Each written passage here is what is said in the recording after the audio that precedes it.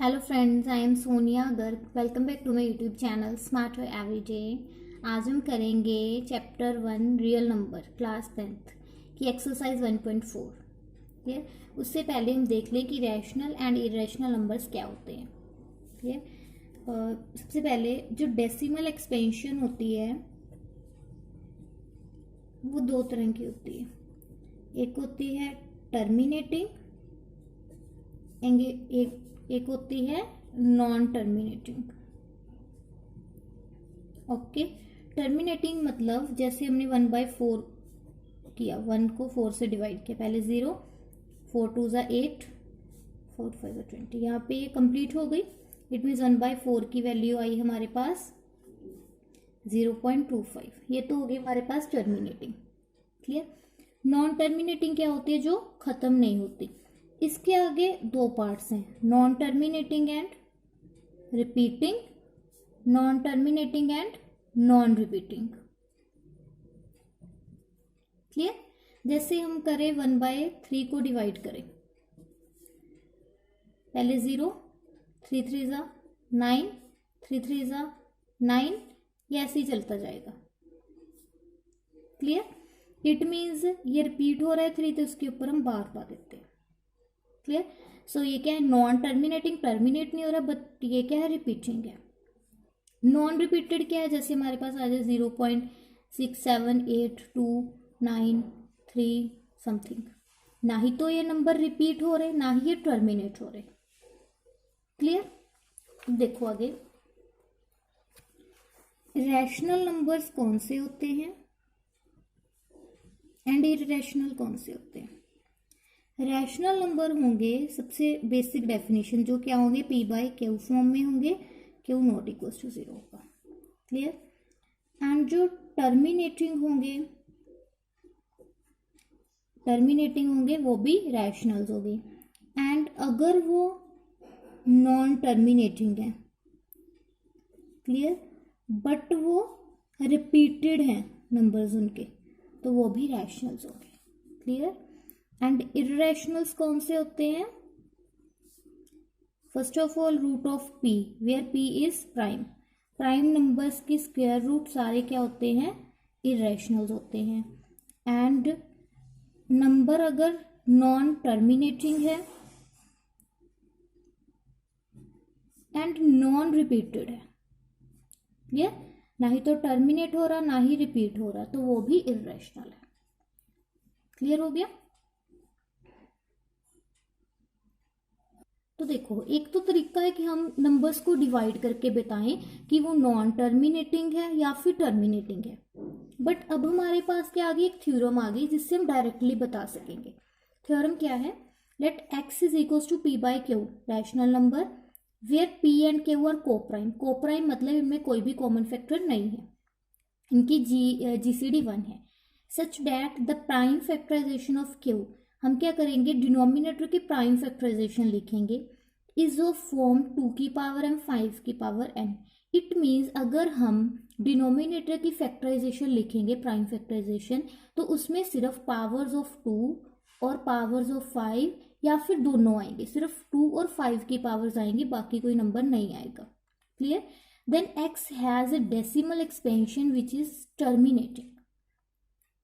Clear. x क्या दिया गया है? p/q दिया गया है, रैशनल नंबर हमारे पास, जहाँ पे p और q की जीसीडी क्या है? 1 है। तो हम q डिनोमिनेटर की प्राइम फैक्टराइजेशन लिखेंगे। अगर उसमें फैक्टर सिर्फ 2 और 5 की फॉर्म में आते हैं और उनकी कुछ पावर्स, तो हम उसको बोलेंगे कि वो नंबर क्या है? टर्मिनेटिंग है। अगर इन दोनों के अलावा कोई और फैक्टर आता है तो हम उसको बोलेंगे कि वो क्या है? नॉन टर्मिनेटिंग है। क्लियर। तो इससे हमें पता चल जाएगा कि ये नॉन टर्मिनेटिंग नंबर है या फिर टर्मिनेटिंग है। क्लियर। तो क्वेश्चन करते हैं।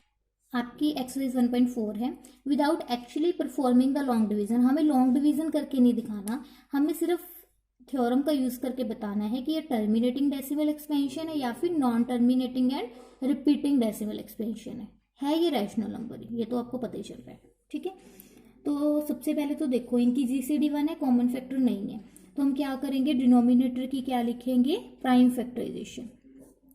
लास्ट पे 5 है तो ये 5 से डिवाइड होगा, 5 6 30, 5 2 ज़ा 10, 5 5 ज़ा 30, 5 5 ज़ा 25, 5 से डिवाइड, 5 1 ज़ा 5, 5 2 ज़ा 10, 5 5 ज़ा 25, फिर 5 से डिवाइड, 5 2 ज़ा 10, 5 5 ज़ा 25। क्लियर। तो बनी इसकी प्राइम फैक्टराइजेशन। तो हमें लिखनी है प्राइम फैक्टराइजेशन ऑफ क्यू की, prime factors of Q which is क्या है 3125। तो क्या बनी इसकी 5 into 5 into 5 5 times.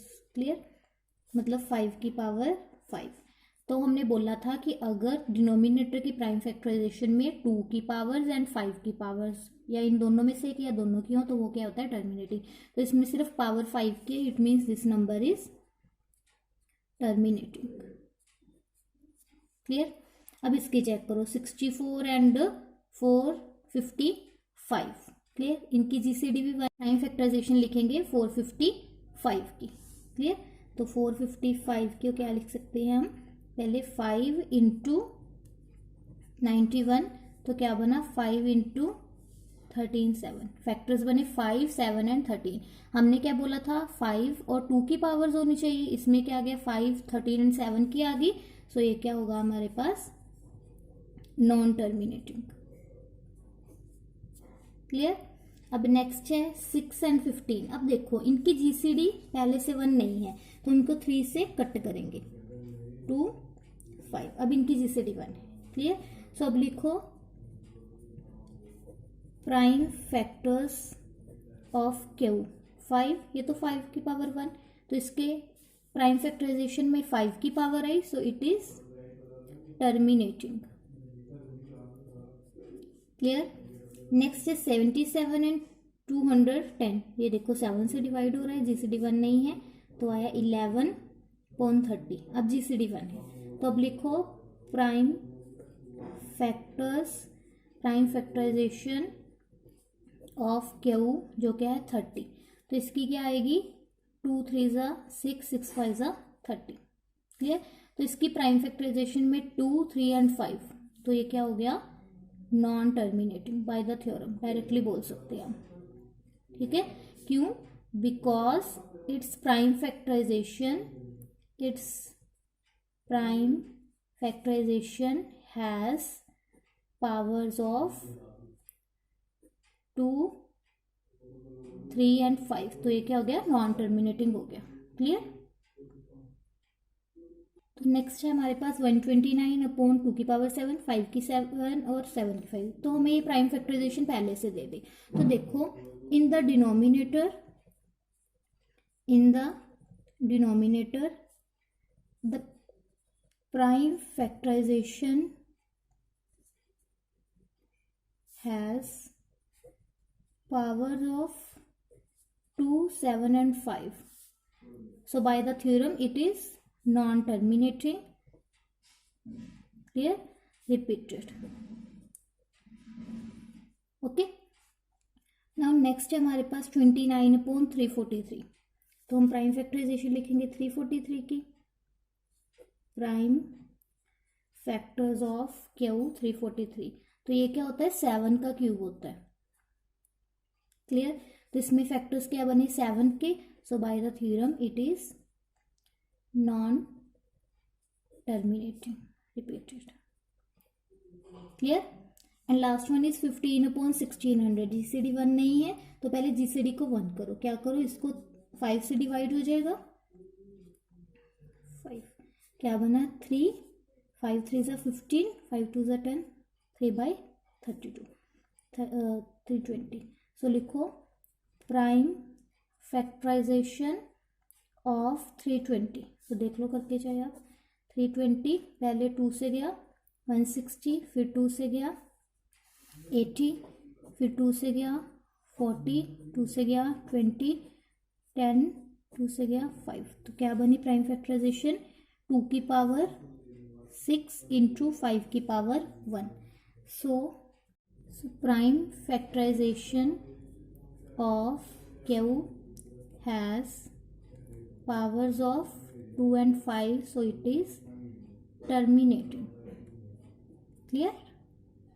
Now next question है the following real numbers have decimal expansion is given below. हमें कुछ डेसिमल एक्सपेंशन दी गई हैं, हमें चेक करना है कि ये रैशनल है या नहीं। अगर रैशनल है तो पी बाई क्यू फॉर्म में हो, और बताना है कि क्यू की प्राइम फैक्टराइजेशन किस टाइप की होगी।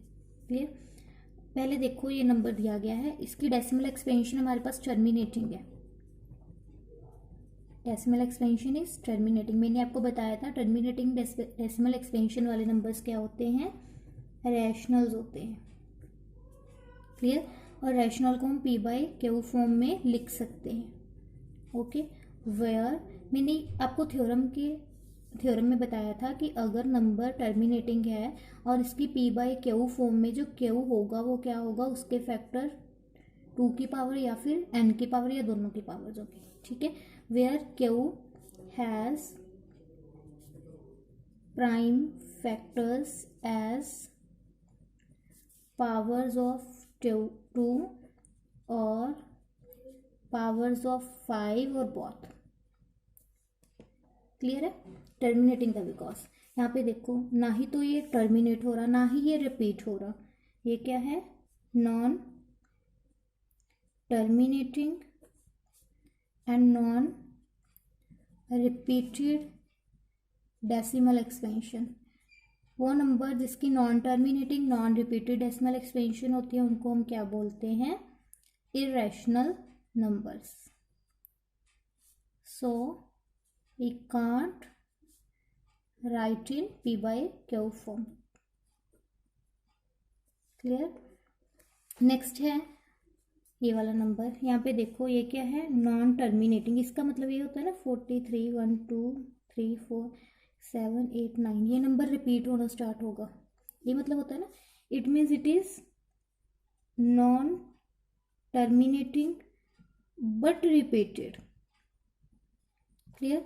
जो नॉन टर्मिनेटिंग बट रिपीटेड होता है उस नंबर को हम क्या बोलते हैं, रैशनल नंबर। और इसको हम पी बाई क्यू फॉर्म में लिख सकते हैं। We can write in P by Q form where Q has prime factors. देखो अगर टर्मिनेटिंग था तो प्राइम फैक्टर 2 और 5 की फॉर्म थे, अगर नॉन टर्मिनेटिंग रिपीटेड है तो 2 5 के अलावा कोई और भी होगा। Prime factors as 2 5 and any other factor must be there. Clear. 2 5 के अलावा यहाँ पे कोई और फैक्टर जरूर होना चाहिए। Clear. So this is the answer.